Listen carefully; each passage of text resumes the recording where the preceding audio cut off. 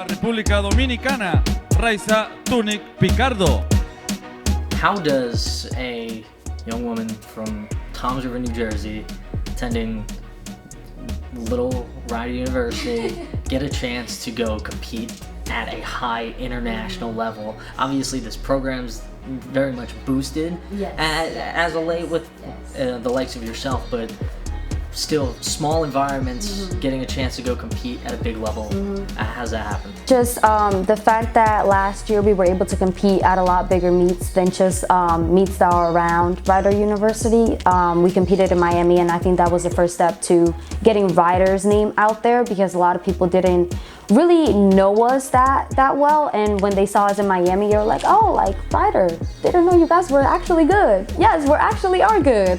And then being able to go to regionals with Tegan and Mano, that was definitely the moment that separated everything, to where like people were actually noticing that, like, okay, Rider has good people, and is not just in our region or in our conference. Like, we're actually good nationally, and we have athletes on here who are very, very talented in what they do.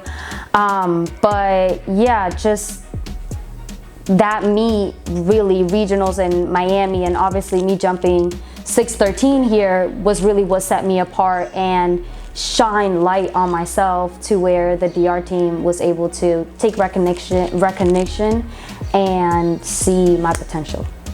Then with that, last year, massive year for you. It was a very big year for the team in general, but you specifically, individually, what you did at the 5-way, getting a chance to go down to Miami, and then a regional qualifier, getting to go compete there. That type of culmination, in a way, very early in your career, seeing that come, how does that kind of set you up for the future the rest of the way?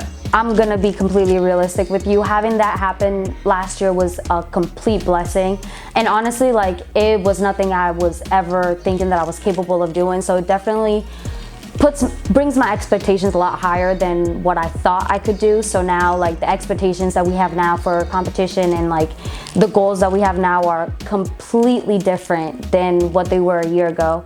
Now, the only thing that I'm really focused on is just relaxing and just enjoying the fact that I still have another year and we still have championship season coming along. So honestly, just being relaxed, trusting myself and trusting my coaches and their plan in what they have for me, because it's going to be a very long season. That's really what sets it all apart.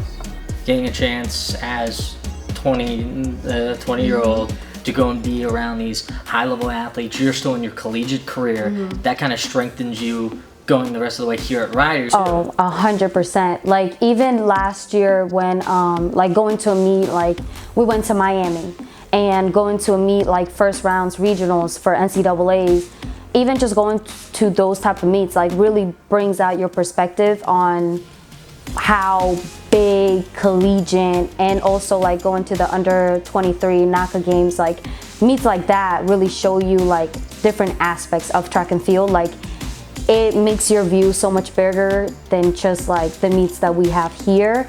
It's a lot different. The competition is a lot different. The environment is way different. There's a lot more pressure. Like, they're very, very like strict, on point. Like, you got to do this and this and that, and you got to do it in this order, and like you got to follow this, and like it's so different. So it brings a lot of experience. So like when I'm competing here, I'm not putting as much pressure on myself, because I look at it as like, I've been to a very high level competition. I can get through this. How cool of a moment is that? I mean, still getting a chance to go down there, go compete. It's got to be something awesome for you. It is. It's something that I feel like a lot of people in track and field dream of doing, is representing their country. And it's definitely a very cool experience, because you get to be around people who have already gone through the process that you're trying to go through. So like when I was in DR, I met a lot of Olympians and world champions of DR that were able to give me a lot of advice and basically show me the ropes of like how things work and what you have to do, and like all the stuff that they had to go through, like the trials and tribulations that they went through to get to where they are now, because you realistically only see them succeeding and see them at this high moment. You don't see where they were 10 years ago. Family, obviously probably the biggest thing anybody will ever talk about, and that being one of the biggest examples. How has that been, that support system, when you go to have a chance to go compete at the national level and then come here and compete for conference titles and such like that? My family is my biggest support system ever. They're so supportive with everything I do.